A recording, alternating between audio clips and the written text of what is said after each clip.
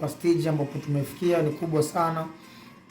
Final si kwamba ni big motivation, lakini ni sehemu ambayo pia inatupa chachu ya kusema kwamba inabidi tukue zaidi.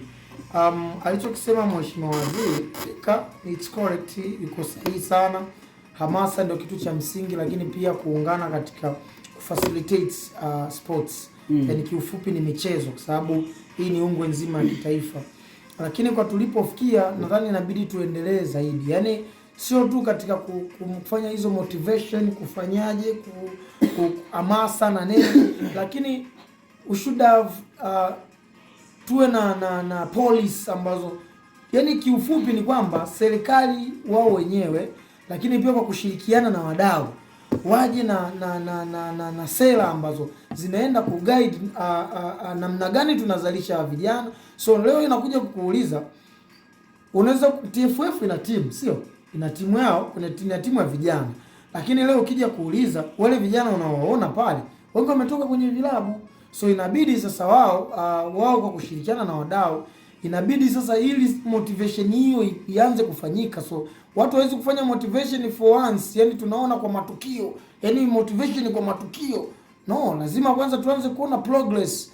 Weka hapa tuone ngazi namna gani hivi vitu vinakuwa. So kwanza lazima tuwe na sera ambazo tunaenda kuamsha na kuanzisha. Kiufupi ni how to start na namna gani tunaenda kuanza sasa. Wenzetu wameshatoka kwenye hii mifumo, sisi bado still 2026 tuko huku. Wenzetu walianza since 20 hivyo miaka ya 2006 huko 2006, yani wameshaanza kitambo sana. So sisi namna gani tutakavyoanza kugrow, cha kwanza ni lazima tuanze na mifumo ya kulinda hawa vijana. Tunawalindaje? Leo tumepata kuona kuna vijana wamepata deals mpaka na za Malmo, Slavia Praha. Wao vijana, lakini je, are you sure hao vijana wako under control? Sawa, okay, we don't know wanatokea katika vilabu gani au wako katika mazingira gani. Lakini je, sisi kama wadau na serikali tunapeleka wapi hivi vipaji? Leo hii nakuja kukupa mfano. Sisi tumepita na under 17 ngapi hapa? Lakini leo inakuja kuwauliza hata nyinyi, nitajieni under 17 zilizopita zilizofanya vizuri sana.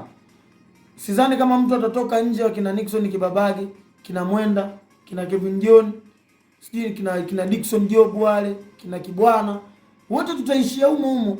Hao wengine walipita wapi? Hawakufanya vizuri, ndio maana hawakuonekana.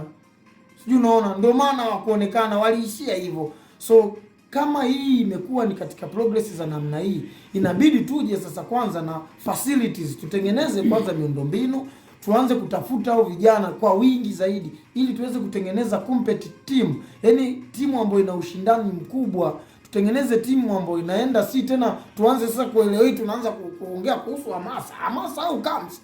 Hamasa tutengeneze kwanza miundombinu, tengeneza sera. Leo hii Mheshimiwa Waziri, okay, si undermine maneno yake, ameongea kitu ndio kwa lengo kubwa sana, lakini mimi nadhani kwa upeo wangu tungeanza kwanza na huko, tuanze kutengeneza ndio hizo formulation za miundombinu kwa wingi, academy je za kutosha, walimu tunao wa kutosha. Leo hii walimu ndio hivyo macho kumchuzi ndio hapo, lakini je wanapewaje hiyo steps? Yani tunaanzaje kuwapa kipaumbele?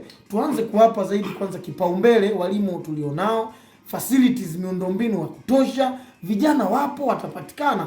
Issue ya hamasa na nini vitakuja.